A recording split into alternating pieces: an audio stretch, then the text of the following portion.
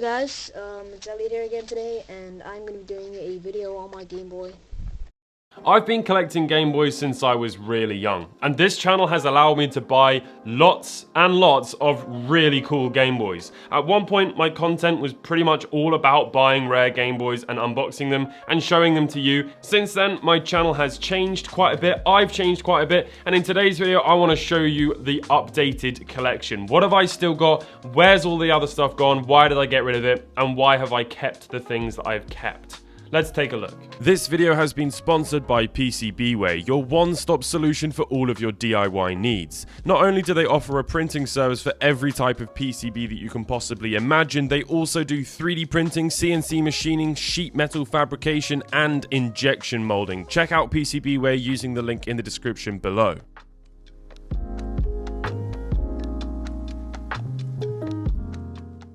What better first thing to show you than the first gaming handheld that Nintendo actually made? This is the original Nintendo Game & Watch. This game is ball, and you basically just juggle a ball. This is the original one, and on the back it actually says 1980, which is absolutely amazing. This is really where it all started. I've actually got a few of these. These ones need repairing. One of them I think I picked up while I was actually away in Japan, so it's a nice little souvenir. But yeah, these are really, really cool, and one of my favorite things in the collection. I've actually got quite a few Game & Watches. They are something that I have a real affinity towards. Some of them specifically, like this one, we'll talk about this in just a sec, but these kind of Game & Watches are pretty much responsible for the reason I'm into retro gaming. I used to buy the official Nintendo magazine back when I was younger, and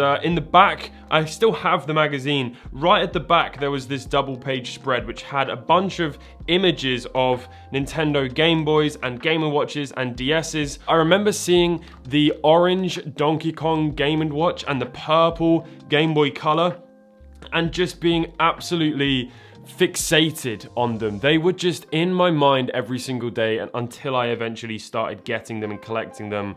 And yeah, so this is kind of where it started for me.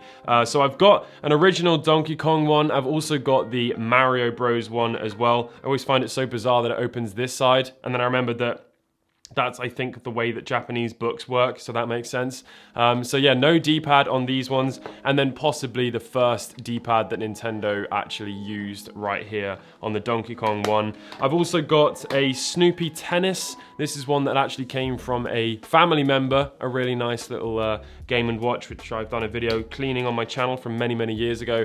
And then this one is Mario the Juggler. This is actually the last Game & Watch that they made, and it's basically the same game as Ball, but just with Mario juggling at the ball. So that's quite cool, first and last. And this one came out in 1991. So at this point, the DMG Game Boy was 2 years old, and they were still making this. So these are worth a small fortune. And then this. This is a Game & Watch that I have had for an extremely long time, and I made a video buying this and sort of reviewing it and giving it a little clean many years ago, probably 9 years ago now. This was something that I found in a local shop. I think I paid about £50 for this, which is an absolute bargain. And it's in such lovely condition. It's got all of the bits and bobs inside, including even the packet that the batteries came in. Obviously the batteries are not in it anymore. And yeah, it's just a really nice thing. It's got the stickers as well that haven't been used. At one point, this actually went to a friend of mine, Dan, and he allowed me to buy it off him a few years later for these sentimental reasons. And one thing that I just love is that it still has the price tag on it, £17.15. A very cool thing, and I've got a custom box protector made for this because it is a prized possession.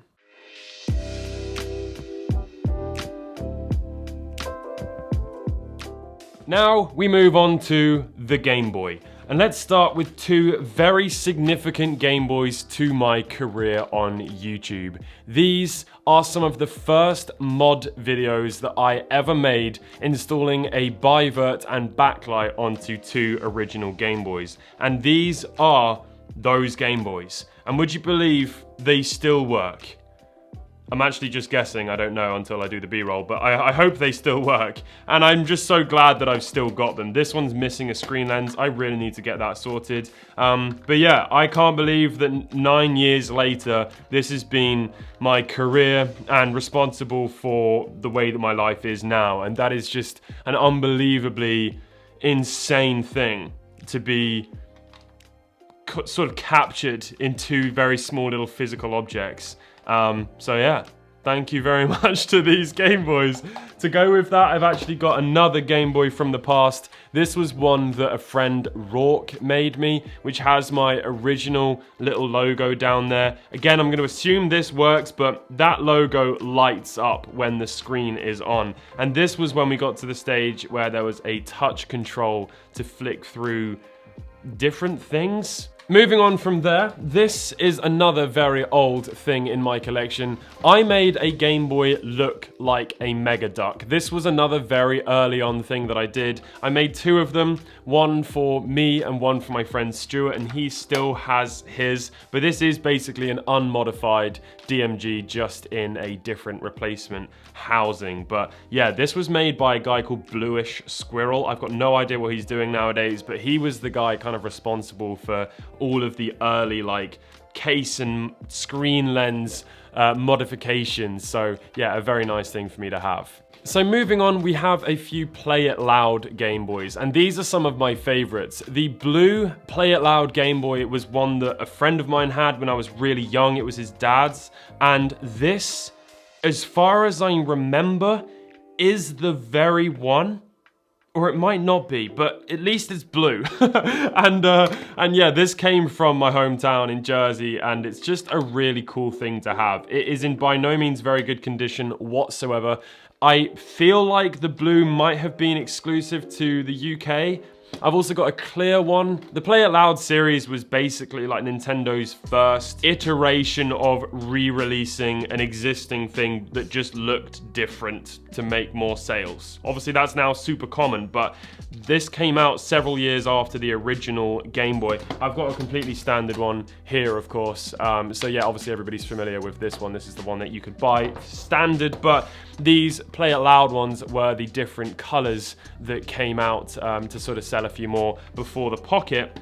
And I've also got in this little Stussy pouch a white Play It Loud, which is by far my favorite Play It Loud, with the black buttons and also the black text. Very, very sleek. And then to finish off, I have one of personal sentimentality. This is the Keith Haring Game Boy. Now, this isn't actually a Game Boy that Keith Haring did the artwork on. Spoiler if you haven't seen that video, but this was one of my favorite videos I ever made. Keith Haring is one of my favorite artists. I've got some bits of his artwork and some t-shirts and stuff like that. And this was just a really cool thing to find that someone had done, and I love it. I've got it in this little box protector and it sits on the shelf. Speaking of these box protectors, it's one of the reasons I'm making this video. It's because I bought lots more of them. My friend Matthew makes these. There'll be a link to the website in the description, Lab 15. Matthew's a great guy, and the box protectors are amazing. So I'm gonna slip all of these into some box protectors real quick. I also forgot about two more. So this is the kiosk Game Boy that I have, and it came from the kiosk build. It turns out this wasn't the exact one used in the kiosk. So there's two more. This one, which is a little bit of an unknown as to why this sticker is so large, and then the actual beautiful kiosk that I have over there. Oh yeah, an army of encapsulated Game Boys. They're glorious.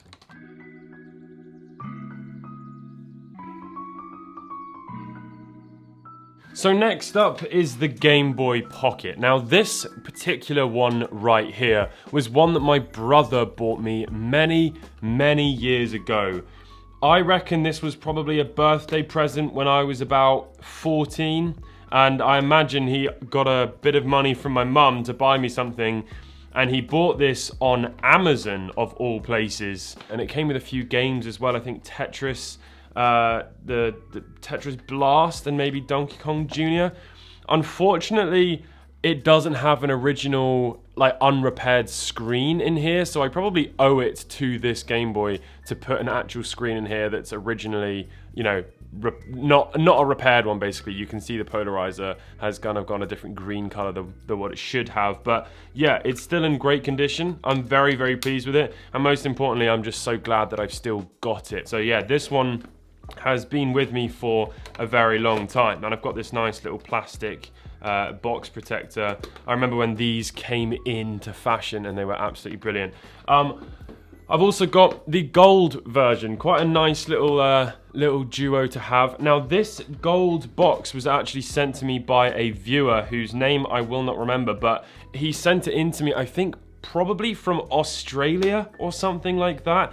And what it houses is not the original Game Boy that this box was sold with, but in fact, one that I repaired. Now, this particular Game Boy is one that actually started quite a significant thing for me, which was the kind of full restoration where I also spray painted stuff. So this is actually a completely spray painted gold Game Boy. It also has a modded screen in there now as well. But yeah, this wasn't just a restoration, this was also like a paint job as well. It's missing the sticker. That I really should just put a new one on, because it's actually still in really good condition, and I did a great job on the paint job. I'm very, very pleased with that. But another fun fact about this one, a little bit of trivia, was that Lad Bible shared this video and it went viral on Facebook. So yeah, gold Game Boy Pocket. Moving on to a few loose Game Boy Pockets. I have two iced blue ones. I think one of these came from a DK Oldies video that I made, and another one actually, yeah, this one here, this one in shockingly bad condition came from a DK Oldies video, and then this one came from a trip where I went to Montreal to visit some friends and also to do some work. And yeah, I bought this in a little shop in Montreal, and it's in lovely condition, and I'm really pleased to have it. The condition, the difference in these two is insane, and this was 79 Canadian dollars. Yeah, I'm really just very pleased to have this, to be honest with you. I think the ice blue is one of the nicest color Game Boy Pockets that was ever made. Not the nicest one, that would go to this right here, the Emerald Game Boy Pocket. This was a Toys R Us exclusive. I absolutely adore this Game Boy. They made a green one as well, and the green is different to this, but on top of that, it's got the grey start and select buttons from the DMG style pocket and the kind of maroon DMG style Game Boy action buttons as well. So yeah, a beautiful, beautiful Game Boy. I would love to own one of these boxed one day. It's just they cost a couple of thousand. So yeah, very, very pleased with this. It's absolutely glorious. I've then got a couple of Game Boys here that I bought with the intention of repairing. Both of these need screen replacements, as you can see. But ANA Airlines, that is a Japanese airline. Kind of just a cool one to have because it's, you know, Japanese stuff. But also, I love the transparent blue. You can see I got a little bit of a blue theme going on here. I just think that the blue color on the Game Boy is just glorious. Or childhood inspiration from the Game Boy that my friend's dad had. This is a Lions Game Boy Pocket, which was a Japanese baseball team, and this one's in unbelievably good condition. Absolutely stunningly good condition, and comes with a little bag, which is very nice, but very hard to display in acrylic boxes. Let's slip them in. I just love these boxes, and I can't get enough of them. They just make everything so lovely, and I've been using them for so long, by the way. This isn't a new thing that Matthew's just made. It's just that I needed a bunch more of them. So these ones I actually already had.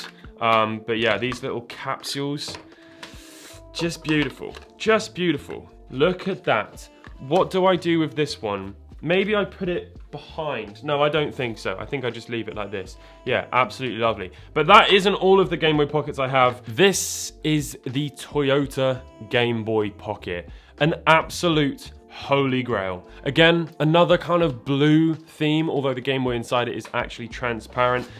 Over the years, I've slimmed down the collection a lot. I needed to raise money for the house, things that needed to be done rather than having objects on a shelf. They're lovely to have, but some of these Game Boys have been very valuable, and it's better for me to just sell them and spend the money on something that actually benefits me now, like a roof that doesn't leak. This, however, I have kept. It's not in the best condition. The box is quite torn, so it's probably not worth a huge amount of money, which is why I've kind of justified hanging on to it. But ultimately, none of them that I had were worth a particularly large amount of money. It's just that all together they were. So I had to kind of shave the collection down a little bit, but while keeping some of my favorite things.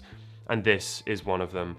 I just absolutely love this Game Boy. It's such a subtle collaboration. Just with on the lens there, it says Toyota, but the transparent Game Boy Pocket is just absolutely lovely.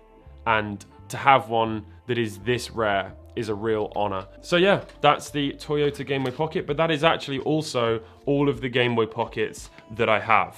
So let's move on to the Game Boy Light.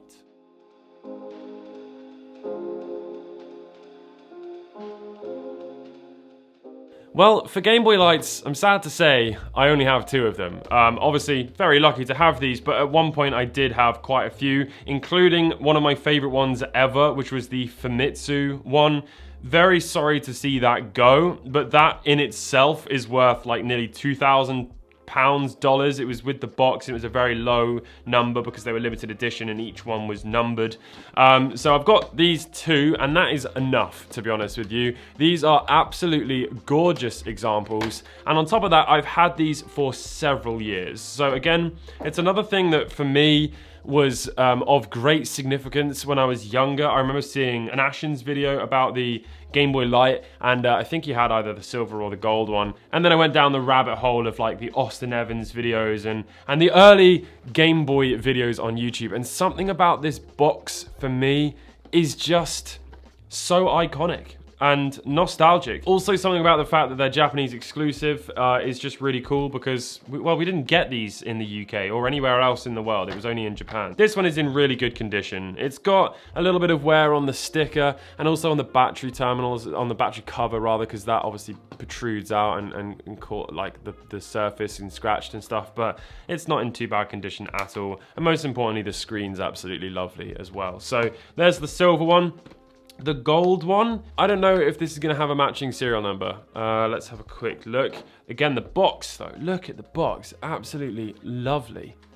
It's just so cool. It's a very, very bizarre design, really. It doesn't actually look like a gaming product, does it? Let's have a little look. So, manual. Oh, no manual, but a very minty Game Boy Light. Still got the few little scratches on the battery cover there, but overall a very lovely example. So there we have it, the silver and the gold Game Boy Light.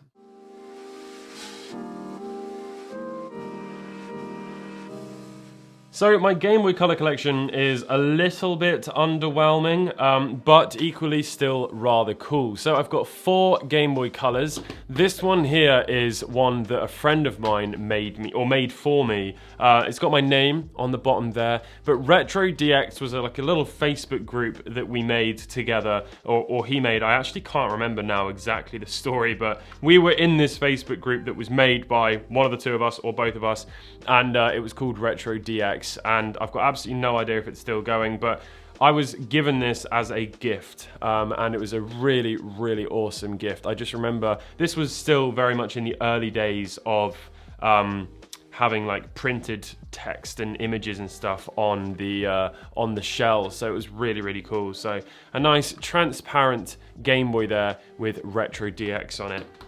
I've also got a Pokemon Game Boy Color. I feel like this one and the condition that it's in is just perfect. It's got the character, it's got the rareness, it's got the iconic images, and yet it's in a condition that I wouldn't feel nervous to actually use it. This is a Game Boy Color that is like another limited edition one. I'm not exactly sure how to pronounce this one, but it's got a sort of a transparent blue case with the yellow buttons. A very interesting and bizarre variation, and also it was very uncommon for there to be different colored buttons, and this one has a yellow D-pad, so I find that to be very cool. And then finally, this is an atomic purple Game Boy Color. It's got some aftermarket buttons in, but the shell is definitely legit, and this actually came from my friend Stuart, who has been mentioned in this video a few times. It's got a front light. I've had it for an extremely long period of time, and there's just something about it.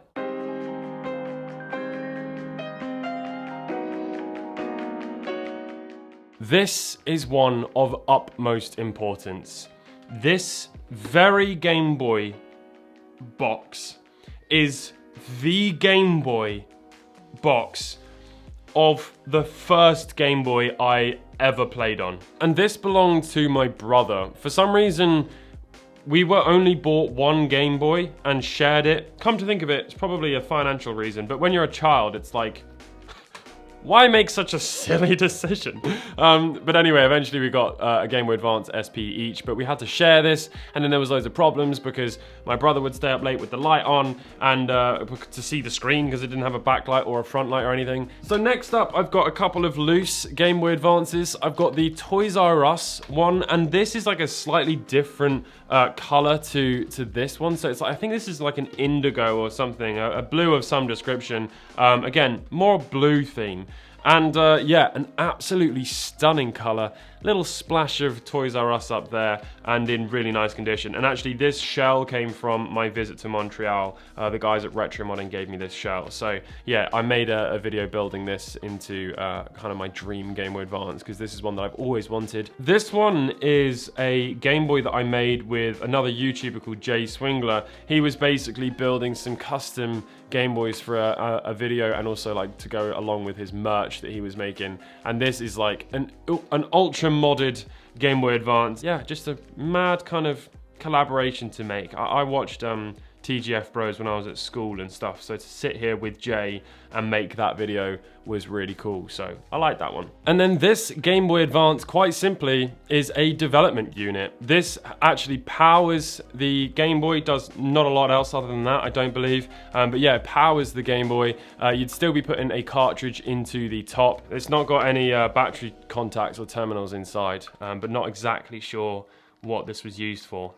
The other Game Boy Advance I have is my Wide Boy. This was a project that I did while I was in a house renovation, and it was really unbelievably tricky to make videos.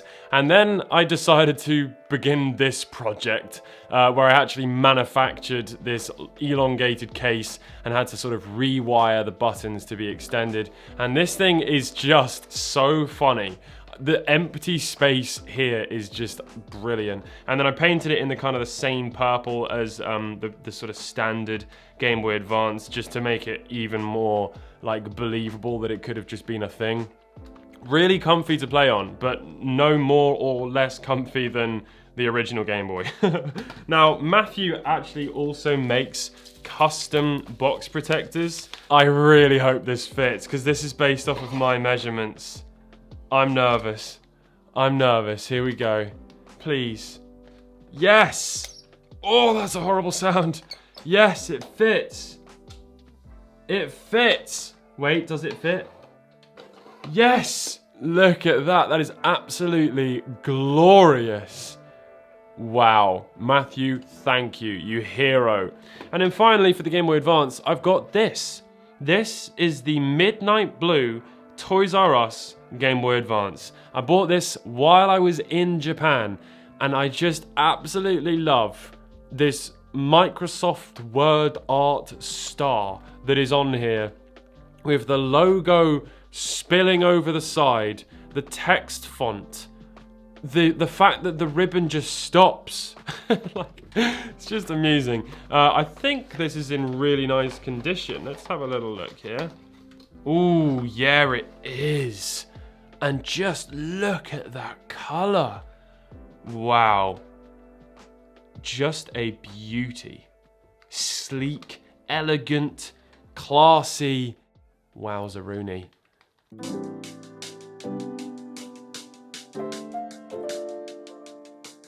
This Game Boy is my first Game Boy. Unfortunately, it's not completely my first Game Boy. I don't know why, but at some point I modified that, and so it's not exactly accurately my first Game Boy, but it is the shell of my first Game Boy, or most of the shell of my first Game Boy, and I did this artwork when I was really young, and it feels as close as it can be to the original one, but it is a little bit Frankenstein. But yeah, this is where it all started. The first Game Boy that I owned, or at least the majority of it. And inside is a copy of Beyblades, which actually belonged to my brother, because he wrote his name on the back. He was one of those people. And this is the game from our childhood, and boy is that an unbelievably nostalgic thing. It's just crazy to think back to a time where like that was one of the most important things in our life and stuff that we spoke about all the time and did together. So yeah, love it. Couple of interesting ones. These are dummy Game Boy Advance SPs. So these would have been used in sort of stores as promotional things and in perhaps marketing. They have unpopulated PCBs inside, so they still have circuit boards, but they don't have any other components. There's weights inside the screen and the battery compartment, so a really interesting little piece of history actually there. And yeah, very nice to have two different colors of them. This might be the most important Game Boy Advance SP that I own. This is the dual screen Game Boy Advance SP. This was a project I made when I lost my mind, and I have never found it since. This was a dual screen Game Boy Advance SP. I've literally taken two screens and soldered them together wire by wire. It was a horrible, horrible thing to do, and yeah, the shell that I originally made for it didn't hold up together, so I had to use like super glue and toilet paper to support it. Honestly, I'm very surprised that this still works, but maybe I am a good solderer after all, against what all of the negative comments have all said. So yeah, very happy to still have this, and what a crazy thing that I did that one time. This is my collection of backlit models, so the AGS 101. This is a true original unmodded AGS 101 in black. Very glad to have this. It seems like the majority of these have kind of been used for mods in the past, or lots of them don't actually have like authentic AGS 101 screens. They've got the modded screens. So this is a proper original, unmodified, probably unopened AGS 101 Game Boy Advance SP. And then we've got the other end of the spectrum. This one is an NES version. It's an original shell, but it has an AGS 101 screen inside it. It's got no battery. So it's a Game Boy Advance SP with an AGS 101 inside of it. And then finally, this is a modded one. So this has an aftermarket screen and no battery. But this has a headphone jack. I made a little video where I added the headphone jack to the Game Boy Advance SP. So it's a modded screen. It's not an original AGS 101 screen. It's an aftermarket shell, but this was more just like a cool thing that I did, so I thought I'd keep it. And then we have some of my rarer and coolest Game Boys that I still own. This is my little collection of Game Boy Advances, which have just really awesome kind of backgrounds to them. So this one is an Australian version, and this one a viewer very kindly sent me. No battery, and I used to live when I was much younger next to a sort of a surfing shop, and they had loads of Rip Curl stuff in there. I'm from Jersey Channel Islands, which is an island which had really great surf. So surf was really popular. Surf is really popular in Jersey, and I'm not a great surfer, but I can surf. But to have a Rip Curl Game Boy Advance SP is just super gnarly, bro. Then we have this, which is the IQ Year of the Dog, I think it's called, Game Boy Advance SP. So this was made for the Chinese market, and it wasn't actually made by a company called Nintendo. It was made by IQ, which I believe is still Nintendo. It's just under a different name. So lots of different differences on here. There's also an IQ branded battery. Again, this was very kindly sent in to me by a viewer. So very glad to have that, and what kind people. This is the Who Are You Game Boy Advance SP, and this I got while I was doing some traveling around America. I bought it in a Trade It shop in North Carolina, And it's just a very cool thing to have and sort of remember that journey from. And then finally, this is a blue, like an ice blue. I think it's a something of mana. Can't remember exactly what it's called. That's going to upset people. But it's a yeah, it's an ice blue Game Boy Advance SP, and I just love the color of it. You can kind of see the difference in colors there. What's it called? Something of mana. Better check it. Sword of Mana. There we go. Sword of Mana Game Boy. I believe it's the Sword of Mana Game Boy. Oh, I should check that too. It is. It is. It's the Sword of Mana Game Boy Advance SP. Very beautiful color. And then inside it is actually another little bit of nostalgia, and I'll have to do a separate video if you guys care about like other things I have, like DS's, random other consoles and games.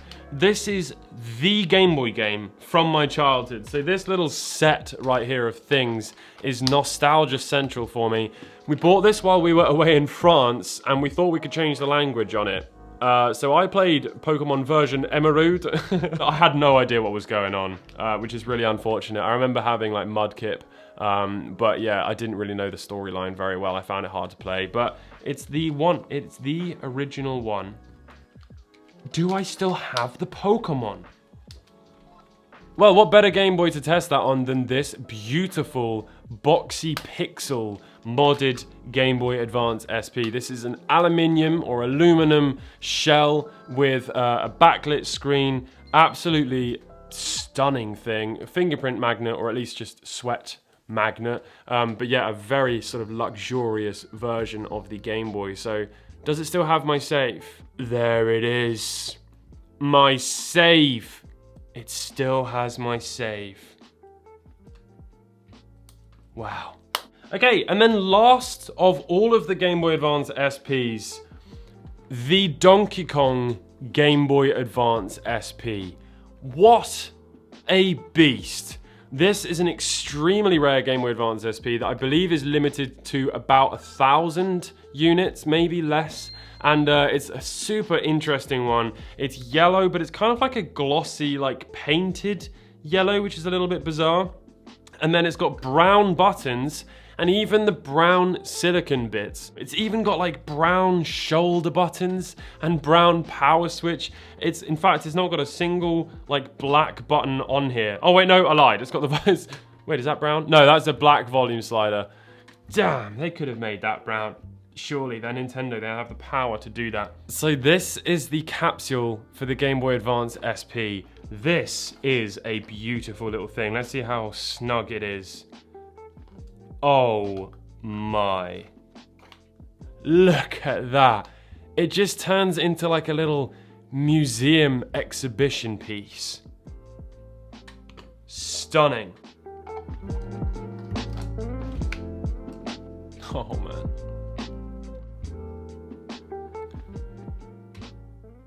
I'm very pleased with those.